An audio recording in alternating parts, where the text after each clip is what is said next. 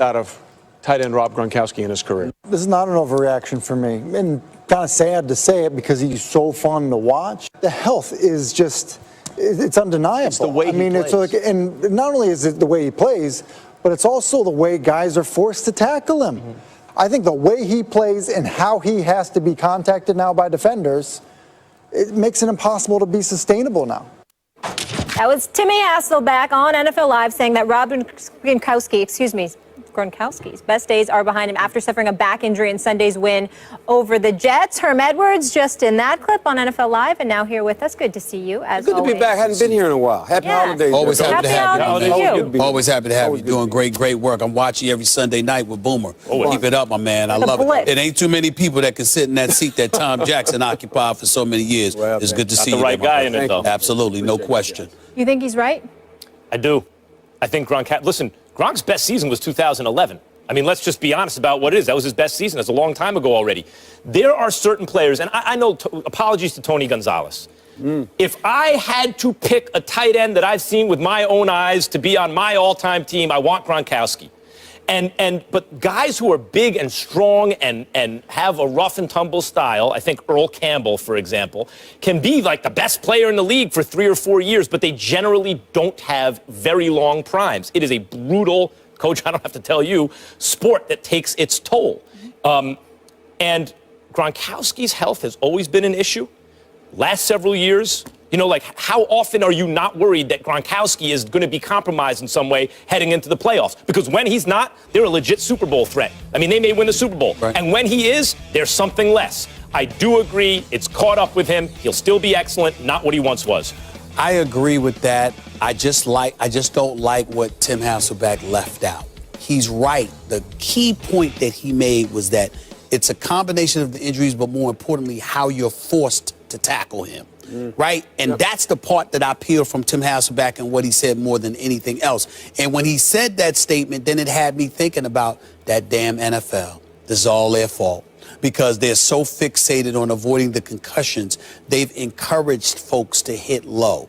And then I've seen guys cave a dude's chest in, but because the head snaps back, they're getting fined for it because, the guy ends up getting concussed because of how he falls on the turf or whatever the case may be. And so as a result, you're forcing guys to hit low because they don't want money coming out of their pockets because this ain't the NBA with the high 8 figures, 9 figures guaranteed salaries from time to time. So these guys trying to keep money in their pocket. So what are they doing? They're going after your knees. They're going after lower than that. And then you combine all of that with Gronk being about 6'6", about 250 plus or whatever the case may be. And you can't tackle him in the upper body and bring him down. You're forced to go low because the league itself has encouraged you to go low. Now, I would tell you this. If somehow, some way, I also look at Bill Belichick and some of the routes you got him running. Tom Brady throwing the ball high because height is to his advantage, makes him an easier target instead of throwing the ball a little bit low so he can go down a little bit, just a little bit and get it because it could save his legs a little bit. I'm sure Tom Brady's not doing that on purpose, but it is what it is. All of those things factor into the equation. But for my money, you talk about Gronk, listen, I'm a huge fan of Tony Gonzalez. By the way, he's doing a good job on CBS. I know my man is at the other network. But I love me some Shannon Sharp. I love me some. Shannon Sharp could be my tight end any day of the week. And Coach, this is going to hit home for you, particularly where you live. You know where I'm going. I don't know too many tight ends in history that I loved more than I loved me some Kellen Winslow. When you talk about Kellen Winslow with Dan Fouts and Charlie Joyner, Chuck Muncie out of the backfield, you talking something special with that offense. So, Winslow, Sharp, Gonzalez, Gronk. Now, I might not know about the Dit because I wasn't right. I'm 49. Okay, I'm not 69. I ain't seen much of Mike Ditka, right? Jackie Smith, wasn't he the one that dropped the touchdown against the Steelers in the Super Bowl? Hit him right in the chest. But I don't know. Well, Jason Witten's going to be in there. Antonio Gates might be in there. But my top 4 tight ends, we talking Shannon Sharp. We talking Kellen Winslow, all right? We're talking Gonzalez. We're talking Gronk. Yeah, you guys make great points, and I think a couple things to add on to this. The evolution of the passing game has changed as well. When you think about the use of formations anymore and where quarterbacks are now willing to throw the football. It used to be the ball was thrown on the perimeter, outside the numbers, probably 70 to 80% of the time. That's no longer the case. The ball is thrown 70, 80% of the time now inside the numbers. And so this is where for the most part, Gronk lives. He lives inside the numbers. He's a big catching tight end. Quarterbacks are more prone now to throw it inside to take advantage of the coverage you have inside. Safeties, linebackers trying to cover an athletic tight end. The matchup's in your favor. And Stephen A. Put it very well in the fact that the rules have changed, where guys have to go low to hit a guy like this. And the other thing about Gronk, when you watch him play, and you mentioned a bunch of good tight ends, he's a clumsy athlete. I call him a clumsy athlete. In other words, when he gets tackled, watch how he falls. Falls hard. Like it's almost like if you had a bag and you put a bag of bricks in one bag and you put marshmallows in the other bag and you drop them, Gronk's the one with the bricks. Boom, it always hits hard. Where some guys, when they get tackled, it's the marshmallows. They just fall down. Mm-hmm. They just kind of fall and they get up. He falls hard. Every time he gets tackled, it's just... That's true, but let me ask you this question, Coach. I get you. I totally understand that. You're absolutely right, but let me ask you this. The reason why I bring up the NFL, and Max, you too, we do so much, the league, meaning, yes. you protect the quarterbacks. Sure. How about protecting your tight ends? How about protecting those offensive players if we're of the mindset, as much as we love the game of football, if we're of the mindset that offense sells, whereas you don't, with baseball, you want the long ball if you could help it.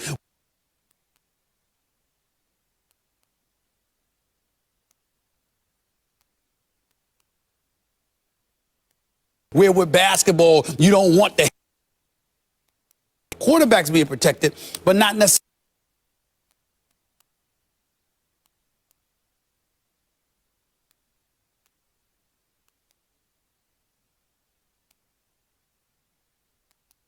All the offensive elite players Do it, but it's still a contact just sport. like you mandate avoiding the head. Yes. I think you should mandate hitting above the knees, man. Here's the problem. You should try it. Here's what you're really addressing. This is not flag football. This is tackle football. Right. Yes. And the tackling comes from the defense. That's why it's tackle football. They're trying to stop you. They're trying to tackle you. And tackle football is brutal and has been, as has been brought up recently, if you tried to invent it today, it wouldn't take, because people would be like, that's too barbaric. You can't do that. So as time goes on and the health of the players, especially post-career, becomes a bigger and bigger issue, it will resemble less of the tackle football we now know. And I think people are going to have to get used to that idea, Coach, although I know old school guys like you aren't going to love it. Well, we say that, but I still think we are a culture of competitive violence within the framework of the rules. Now, you're a big boxing guy, and you're one of them MMA guys. You watch those people fight? No doubt about it. And people want to watch that. But you know what, Coach? They want to watch that. They do, but bring up boxing. Boxing has been increasingly marginalized through the years, partly because of its brutality. Yes. And MMA, because of the way it's regulated, there have been fewer, and it's also a young sport, long-term kind of health problems associated with it. And I think that's one of the reasons, because as soon as you get an advantage, you can end the fight. Sure. That's one of the reasons it's a fast-growing sport. Well, I will tell you this. Oh, boy. I don't think you're the one to make the argument today, because you go all the way out to Vegas and watch some dude, Axeman Nicholas Walters, quit because he quit because he wasn't feeling well. And I mean, you gotta be kidding me. He tapped out? He tapped out, Coach. He said no more. He actually said no more. Here's the difference. He actually said no more. This is why MMA is growing and boxing hasn't. That's right. One of the reasons. You can tap out in MMA. It's not the end of your career. You fight another day. Boxing, you tap out. People call you a quitter. They never forget it. That's they right. never forgive you. And you're right, because I ain't going to forget Nicholas Walters. The less brutal the sport is in the long run, the more growth potential. When you kick a guy in the face with your foot, that's not Yeah, physical. but if you hurt him, you get I'm on just him, saying. end of the fight. So It's you very kind of compare physical. that to football? It's very physical. just Herm like Edwards, that's not he comparable to never Football is quits. prolonged violence. Yeah, your Elvin. sport is the one where they quit. That's what Nicholas Walters did. We got to stay with this violent sport. Can't do this. All right. Can't tap out. Coming up, former Rams great Eric Dickerson, Just said also no Herm's former teammate, Oh, says boy. the team doesn't want him on the sidelines in Los Angeles, but the Rams say he's welcome. What do these guys believe? Find out next. Teams, you don't care about any teams in the country that aren't in the playoffs. I don't know if we don't win this game, maybe we throw a stink bomb out there, maybe we don't get in the playoffs. I don't know. You guys got all the answers to all that, but I don't. All right, all I know is if we play and we play well, we control our own destiny in terms of what we do. So I'd really rather not have any more questions about, is it okay to lose this game? It's never okay to lose a game. And I wanted to ask about Jalen. He's done. You should have asked that first. Is he not the best? That was Nick Saban responding to reporters, and the question which was asked was, would his players be okay losing the SEC title game to Florida? Because win or lose, they will probably make the college football playoff. Like, love, or hate this response, Stephen A. Oh, I love the response. So It doesn't bother me. I do concern myself with media members. Every question is not going to be great, but I firmly and adamantly believe you should not be scared to ask a question you deem necessary to ask. I think a lot of times, me personally, I think that's a sickness of mine, Max. I'll be the first to admit it. I'm quite sure it makes people uncomfortable for a coach or somebody to get at you. I crave the thought of a coach thinking they can come at me like that. I would love it. I'd have a bunch of questions. Come back out. Right back. Let's go. I don't work for you. I need to see you at some press conferences. You wouldn't, because I don't worry about stuff like that, because I'm going to go there to do my job, not to humiliate anybody or do anything. But I'm going to ask the questions that I think people want to know. I love it because I love Saban's realness. I love his commitment to excellence. I love the fact that he doesn't let players, his team, or anybody in his coaching staff, just like he went off on Lane Kiffin on the sideline during the game earlier this year. He lets no one off the hook. He is about accountability, and I love that man for it. He's the greatest coach in college football. I think he's one of the greatest coaches ever. My problem, the only issue I have, Max, is with his words about, you guys, that's all you care about. Well, what the hell are you looking at the media for? That's the NCAA's decision. You know, whoever came up with the bowl system, you know, the FBS and, you know, the Power 5 conferences and all of this other stuff. It's like those folks in Alabama, let's call it what it is. The newspaper industry, the media industry overall has changed dramatically. So you talking to dudes, this is their livelihood. They ain't getting paid the $7 million he's getting paid. He's Alabama. Therefore, you know, they walk in there, they tick him off. They might not get any access. You compromising their job. I love his realness. I love his commitment to excellence. I love all of those things about Nick Saban. But he does come across as a bully. And I would say this, Max, in closing. One of my proudest moments was seeing him with Paul Feinbaum on the sports, I think it was the Sports Center desk or wherever it was at the SEC Media Day. Paul Feinbaum asked him a question. Nick Saban came right back at him. Paul Feinbaum came right back at him. Paul could not care less. Paul can't care less. And more importantly, Paul is a dude who's a big-time radio host, an exceptional radio host, an exceptional information guy as well, who won't back down and don't have to worry about Nick Saban compromising. Now, I do respect Nick went right back at him, because Nick is showing you that's just who Nick is. He ain't just picking on the little guy. It's just that sometimes I find myself wishing, like, damn, those are little guys. Could you give him some slack? I love this, and I love the entire interaction. I love the question, and I love Nick Saban's response. And I will tell you why. It's not, the job here is not for the reporter to make himself look good, nor is the job for Nick Saban to make himself look good. What they're trying to create here is content for the consumer. Ideally, the kind of content that not only entertains, which this did, but illuminates the thought process of the coach. What makes him tick? How does he approach things? The reporter, the thrust of the question really was, given the fact that you're guaranteed a playoff berth by and large, how do you keep your guys motivated, right? Like, what do you do to keep them wanting to win? And Nick Saban gave an illuminating answer. It illuminated his thought process, his approach, his world view about his job, which is very Belichickian, right? And it makes sense off that tree. It's respect for the opponent, respect for the task at hand, respect for tradition, and that's why he is, and respect for the amount of work and focus he needs. And that's why he's the best coach maybe in the history of college football, because he has that same approach as Belichick. he can't entertain ideas of losing. What do you mean how I keep my guys motivated, even because, let's face it, the playoff does undermine the conference championships. It does. It undermines them, whether people like it or not. And Nick Saban's point is, forget about all that. We have a game coming up. I have too much respect for the game itself and for the opponent and for the traditions of this game to say just because we're in a playoff berth, maybe guaranteed, we somehow need to approach this any differently than we do every time. It was an illuminating response for him. It gave me, the consumer, everything I needed, both the reporter and Nick Saban. Couple of things. That's fine and good.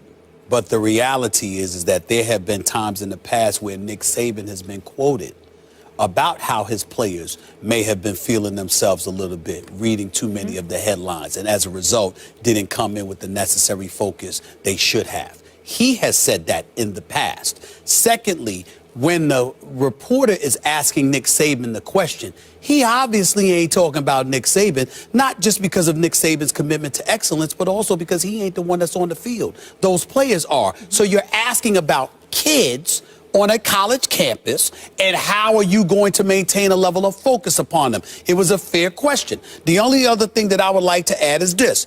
To those reporters out there in Alabama who I think do an outstanding job of covering this university and their team and whatever, keep doing your job, and just remember one thing. The questions that you ask are about what you know the fans and the public want to know. It ain't about appeasing Nick Saban, as great and phenomenal as Nick Saban is. And there is no bigger fan of Nick Saban than me.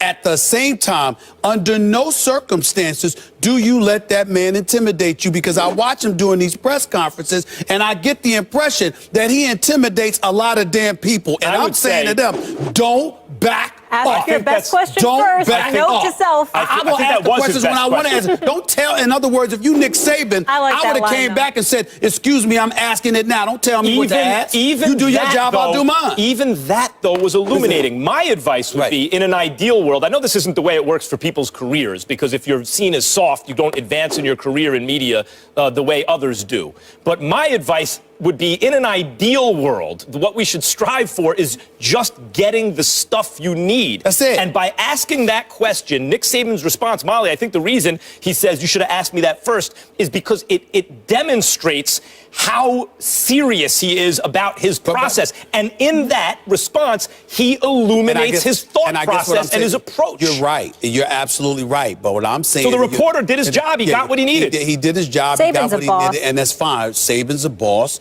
He could come across as a bully. It is what it is. I totally understand it. All I'm saying is that if you're a reporter, don't back up. By the way, always remember, let me give... I've only been a reporter for over 23 years. Let me say this.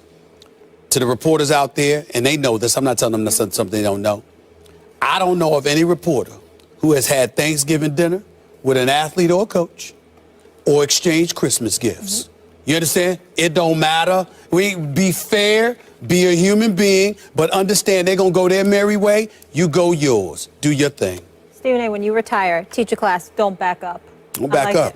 Don't back up. Coming up, you mentioned Bill Belichick and the Patriots. Let's get into them, because the injury bug hit Rob Gronkowski yet again on Sunday. Are the great days of Gronk already behind us? That discussion is next. And the bad man shows up in Philly on Monday Night Football. We'll discuss if the Packers can make a late season run. I think getting close to that, we've really been clicking at times in the last few games, but I just feel like it just takes one. We get one under our belts, things might start rolling for us, and we can run the table.